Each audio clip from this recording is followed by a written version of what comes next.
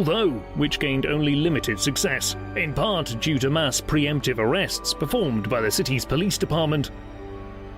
These arrests had dampened the mood of the movement, and it was hoped that a speech from King would rally demonstrators and breathe a second life into the group, and so King travelled to the Shiloh Baptist Church on Friday the 15th of December, 1961, to speak to the assembled crowd, and arriving alongside his close companion, Ralph Abernathy, King had to fight his way to the front of the audience, who greeted him with cheers of freedom.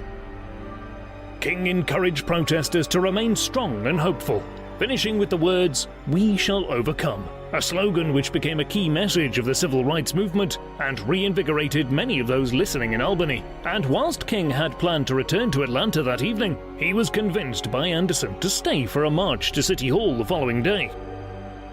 Saturday's protest was a disaster, with King and 250 other protesters arrested for parading without a permit, and King refused bail and vowed to remain in jail until Albany was integrated and segregation ended, with Abernathy also charged but posting bail, as he was due to give a sermon the next day, which was a Sunday. 2 days later, King was informed that the mayor of Albany, Asa Kelly, had agreed to drop charges against the protesters and meet with members of the Albany movement, but only on the condition that King posted bail and left the city, as King's internment had brought mass criticism to the city's administration, and they were keen to remove themselves from the spotlight. King agreed and returned to Atlanta, although on his arrival he was angered to learn that Albany's government hadn't kept their pledge and had failed to meet with representatives of the Albany movement. It had been a ruse designed to remove King from town, and so King and Abernathy returned to Albany in February 1962 to stand trial for parading without a permit. Both were found guilty and given a choice between a $178 fine or imprisonment for 45 days. Both choosing the latter, knowing that it would return media and political attention to Albany. The president once again wished to help, but was concerned over the loss of support in the South, which his intervention would bring, and 3 days after their trial, King and Abernathy were both released, and confused. They were informed that a well-dressed white man employed by Mayor Kelly paid their fines in order to remove King and Abernathy from jail and the spotlight, to which King later said, "This is the one time I'm out of jail, and I'm not happy to be out." Undeterred, King returned to Albany in July for a third time, with a team of SCLC staff members, and when Mayor Kelly refused to meet with them, King pledged to utilize Gandhian techniques and fill up the jails, whilst, quote, turning Albany upside down. And on the 20th of July, Albany officials called for an injunction or effective ban on protests from the SCLC, although this ruling was reversed by a federal district court 4 days later, allowing the march to go ahead as planned. On the 25th of July, some 2,000 demonstrators were riled when a black woman delivering food to SCLC protesters was beaten and jailed, an unprovoked intervention by the police, which angered the crowd so much that they violated King's rule of non-violence and attacked the police with rocks and bottles. King was appalled and called for a day of penance, in order that protesters could repent for their violent actions, a move which made King unpopular with the Albany movement, some of whom were beginning to disagree with his non-violent stance, and many of whom viewed the SCLC as muscling in on their protest and attempting to dictate to them how they could run it. In light of this, King and Abernathy planned to leave Albany and held one final prayer meeting outside of City Hall the evening before their departure. However, they were both arrested for causing a public disturbance, being incarcerated for 2 weeks, and forced to pay a $200 fine each, after being found guilty at trial, although both were released after a short period, so as to save the city's administration from more unwanted press attention. When King and Abernathy left Albany, it was as segregated and divided as it had been before their arrival, with King next travelling to Birmingham, Alabama, and although Albany had been a failure, King was motivated to make his next protest a success, designed to gain the attention of the federal government and the president, who had so far remained indecisive about aiding the civil rights movement. President Kennedy had introduced a civil rights bill to Congress, although his support for it was short-lived, and its passage had been highly limited in its success, a matter which King was eager to address, hoping to motivate Kennedy into introducing a new bill and maintaining support for it. In early 1962, King and his associates planned a new movement, which they hoped would be impossible to ignore, and one which would appeal to the president in particular, making sure to stage the event in Birmingham, Alabama, commonly acknowledged as the most segregated city in the United States. Staging a protest in Birmingham was a risky venture, as it was home to a large number of Ku Klux Klan members and had been the site of several white supremacist bomb attacks, giving the city the nickname Bommingham. Coupled with this, the city's government remained wholly opposed to integration and was willing to use violence to demonstrate their opposition, a doctrine championed by Eugene Bull Connor, the public safety commissioner, known for abusing and arresting blacks for no apparent reason. King hoped that the reaction of the government and citizens of Birmingham to a peaceful civil rights protest would demonstrate their plight to the rest of the nation and to the president, calling this new movement Project C for confrontation, and planning to begin on the 3rd of April 1962, the height of the Easter shopping season. Birmingham remained in an odd political situation, as a new mayor, Albert Boutwell, had just been elected, the post also contested by Bull Connor, who subsequently brought a legal challenge against Boutwell, which meant that whilst the court was reaching a verdict, Birmingham had effectively two governments, with Connor still in command of the police. During the first week of protests, Connor made 102 arrests against protesters, following which their numbers were diminished, as few wished to risk arrest and persecution at the hands of the police in such a hostile city, and this threat was coupled with the ever-present fear of attack from the Ku Klux Klan. Birmingham remained quiet for several days, and reporters who had arrived expecting headline news began to pack up and leave, with King fearing that the protest had been another failure after the events of Albany. But salvation came when a court issued Bull Connor with an injunction against further protests by the SCLC, meaning that if protesters from the organization demonstrated, they would face instant arrest, giving King the perfect opportunity to be arrested himself, bringing headlines and national attention back to Alabama.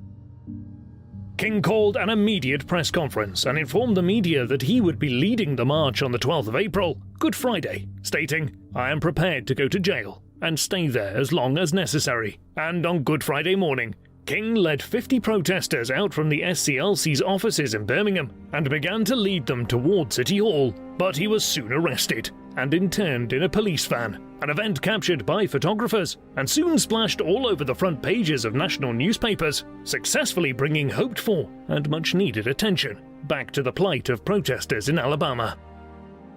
Coretta was disturbed to hear that her husband had once again been arrested, a feeling exacerbated by the birth of their fourth child, Bernice, only 2 weeks earlier. And whilst King was usually quickly in touch with Coretta after being jailed, this time he did not make contact. And after 2 days with no news, Coretta telephoned the White House. President Kennedy called her back the following day and assured her that her husband was well and that he was working to get him released. Following which, King was let out of solitary confinement and allowed to call his wife. 8 days later, King and Abernathy both posted bail and were released from prison in order to consult with their lawyers in anticipation of their trial, set to happen 2 days later. The court found them in contempt of the law, although when informed that Abernathy and King planned to appeal their sentences, the court set them free with no punishment, as city authorities wished to avoid any more negative attention in the press which would result from a sustained court case. During the time that King was incarcerated, 8 white clergymen in Birmingham wrote a letter which was published in the Birmingham News criticising the SCLC and calling on the black community to boycott the protests, whereupon King, whilst still interned in a jail cell, wrote an impassioned 6,500-word response entitled Letter from Birmingham City Jail, justifying the protests and calling for solidarity and support for the movement, a document which became one of the principal works of the civil rights movement. Whilst King had been imprisoned, his aide, James Bevel, formed a plan to use children as protesters in their next march, which he suggested to King whilst visiting him in Birmingham jail. And although he was at first hesitant, due to concerns for the children's safety, King eventually agreed. Bevel planned the march for the 2nd of May, and on that morning over 1,000 children of elementary and high school age gathered at the 16th Street Baptist Church, first to hear King speak, and then to march through the centre of Birmingham, clapping and singing, "We Shall Overcome," The protest lasted 4 hours, and many of the children knelt and prayed as they were arrested, embracing the doctrine of non-violence as encouraged by King. But so many of the children were arrested that Chief Connor was forced to use school buses to transport them to the city's police stations.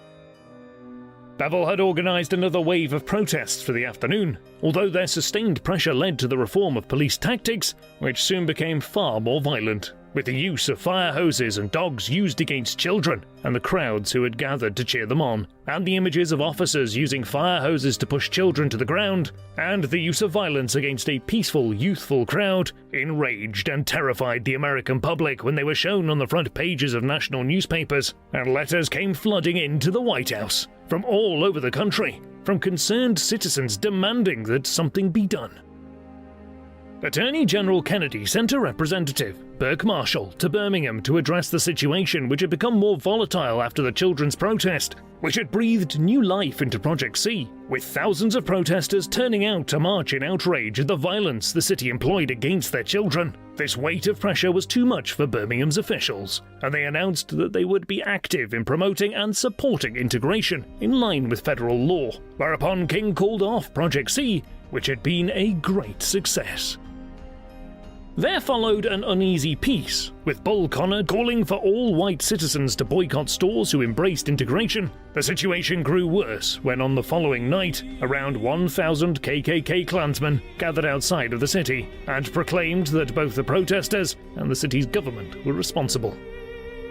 The KKK bombed the Gaston Motel in which King and his aides were staying, as well as the church of King's brother, A.D. King, a Birmingham pastor. The black protesters were appalled and rioted in response, which, when over, left 35 blacks and 5 whites injured, and 7 stores ablaze.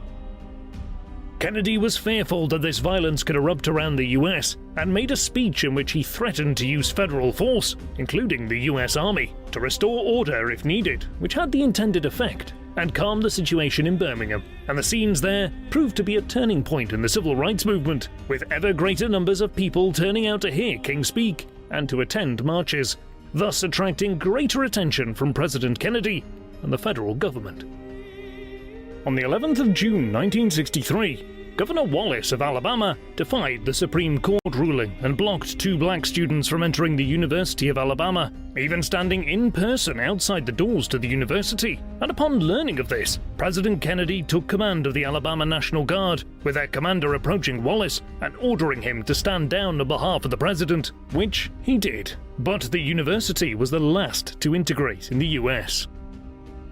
The brutality of the public and the police against protesters in Birmingham convinced President Kennedy that he had to act in support of the civil rights movement, and on the same night in June he submitted a new civil rights bill to Congress. This came as a welcome surprise to King, who nonetheless remained committed to his new plan, the March on Washington for Jobs and Freedom, which he organized alongside A. Randolph, the architect of the Prayer Pilgrimage for Freedom in 1957, and they planned it for the 28th of August, 1963.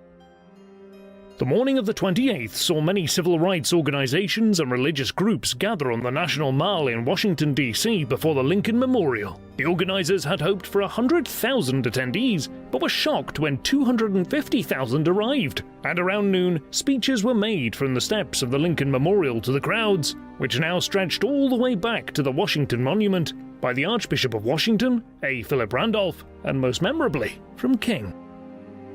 What followed was one of the greatest political speeches of all time, I Have a Dream. King started off in a formal style, but soon turned to an informal tone when he sensed that this would be more appropriate. The speech, like the rest of the day, was joyful and uplifting, encouraging all those listening to imagine a world, quote, in which people will be judged not by the color of their skin, but by the content of their character. Kennedy was concerned about the possibility of violence at the protest and had 4,000 troops on standby in Washington, D.C. itself, with a further 15,000 paratroopers on standby in North Carolina. However, they were not needed, and the protest remained peaceful and well-natured. The day ended with King and others receiving the assurance of the president that he would do everything in his power to make sure that the Civil Rights Bill was passed.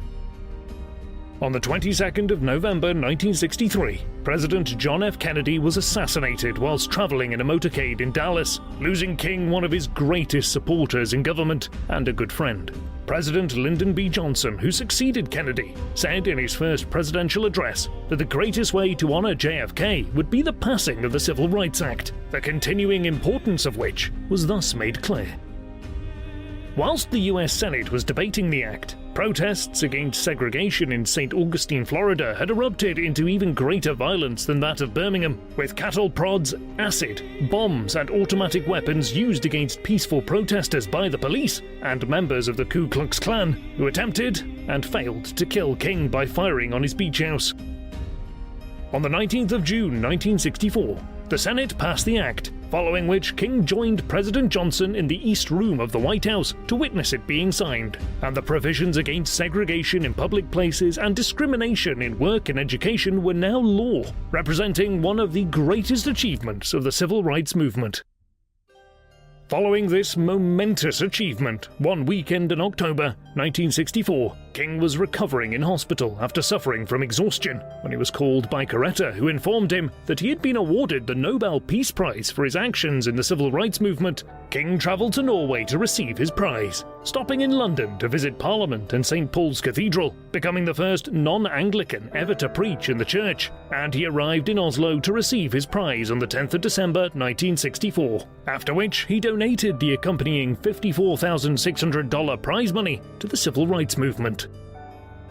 On his way home, King stopped off at the White House to meet with President Johnson and implored him to support a new voting rights bill, as many black citizens in the South continued to face grave discrimination and the denial of the vote, but Johnson declined.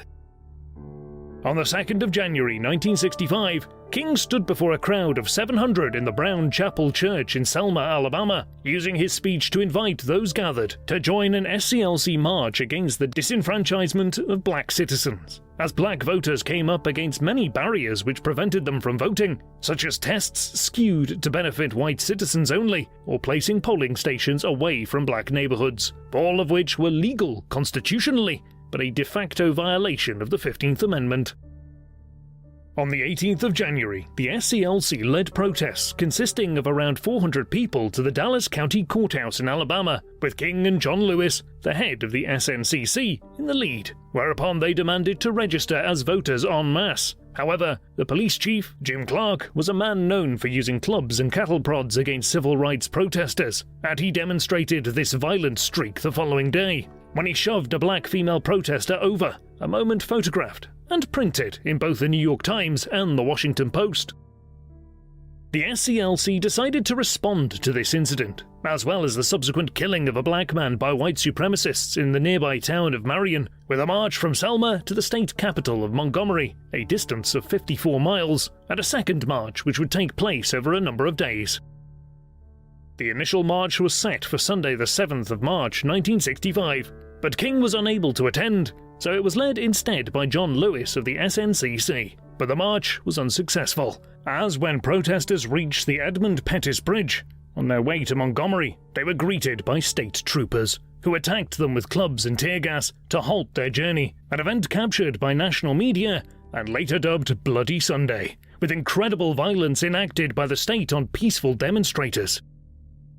Undeterred, King organized a new march to Montgomery with the support of several white ministers, one of whom was later attacked and killed by a white supremacist one evening in Selma as he was leaving a restaurant. This second death pushed Governor Wallace into a panic, and he flew to Washington to speak with President Johnson.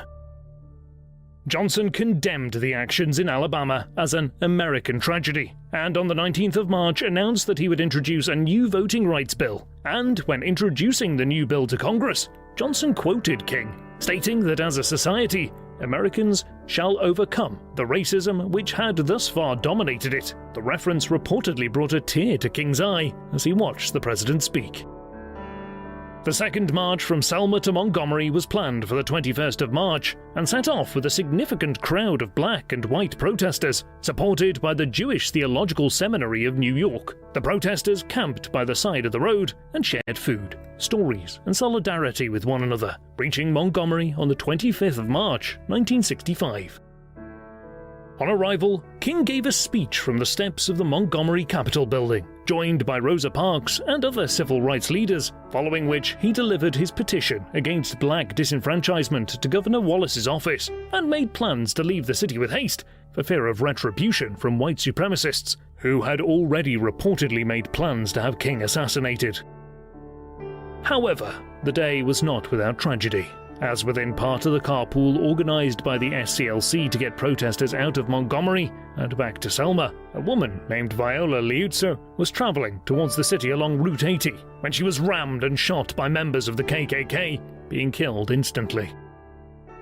Many have cited the march to Montgomery as the high point of the civil rights movement, with thousands in attendance from many different racial, ethnic and religious backgrounds, in a move which demonstrated the mass support in some areas of the American public for voting and civil equality.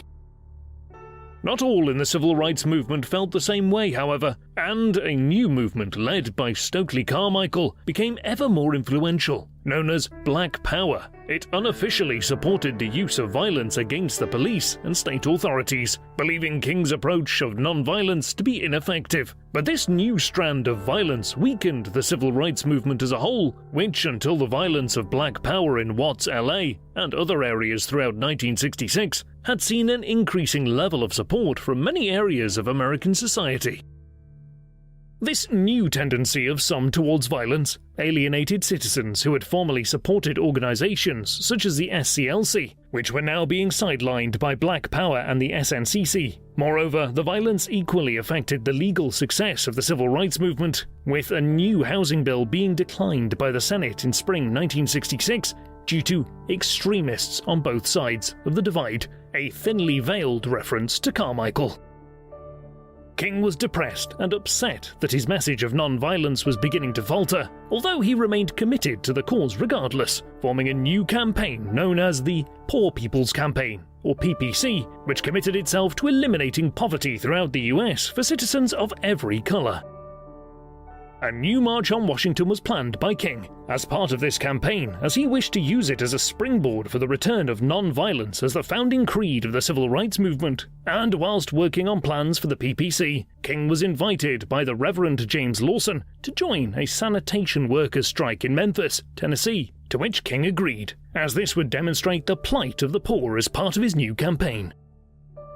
King addressed a crowd of 15,000 in the Memphis Mason Temple on the 18th of March 1968, and although only planning to spend a single day in Tennessee, King was invigorated by the crowd, who embodied his message of peace and non-violence in a manner which reminded him of the pre-Black Power period of protest, and, vowing to return, King flew back to Memphis on the 3rd of April 1968, intending to hold a non-violent march in favor of better working conditions and protections for black sanitation workers. He checked into the Lorraine Motel in a black neighborhood of the city, alongside aides and his close friend Ralph Abernathy, and speaking that night, King encouraged workers to persevere in a non-violent and peaceful manner, stating, "I've looked over and I've seen the promised land. I may not get there with you, but I want you to know tonight that we as a people will get to the promised land." Later that evening, King stepped out of his motel room, which he shared with Abernathy, onto the balcony of the Lorraine Motel, whereupon he was shot in the neck, and Abernathy ran out to find his friend unconscious and bleeding. King was rushed to hospital, but doctors were unable to save him, and he died at 7:05 p.m. on the 4th of April, 1968. King's killer, James Earl Ray, was an escaped convict from the Missouri State Penitentiary and fired his shot from the bathroom of a building opposite the motel, but he was subsequently caught by the FBI and sentenced to 99 years in prison. And President Lyndon B. Johnson, on hearing of King's death, declared a national day of mourning, with riots erupting in response in cities such as Washington, D.C., Baltimore, and Detroit. King's funeral service was held at the Ebenezer Baptist Church in Atlanta, attended by Jackie Onassis, the widow of JFK, Robert Kennedy, and Vice President Hubert Humphrey on behalf of President Johnson. Robert Kennedy, now a presidential candidate, spoke to a black crowd in Indianapolis just after King's death, and soon became aware that they did not know of King's assassination, whereupon he informed them in an unscripted address, emphasizing King's message of non-violence, ensuring that Indianapolis was one of the only major cities to experience no violence after King's death. Coretta King continued her husband's work diligently and led the march on behalf of the Memphis sanitation workers and the PPC only a few days after the death of her husband. Martin Luther King Day is celebrated in the US on the third Monday of January every year, and a memorial to him can be found off the National Mall in Washington, D.C. He remains remembered by many as the conscience of his generation, and as a man who led millions of fellow Americans forward into his dream of a more equal future. King's message of non-violence remains a powerful one, and his form of protest, tenacity, and peaceful disposition make him one of the most inspirational activists of modern times. What do you think of Martin Luther King Jr.? How would he react to the protests currently ongoing in many parts of the world today? Please let us know in the comments section, and in the meantime, thank you very much for watching.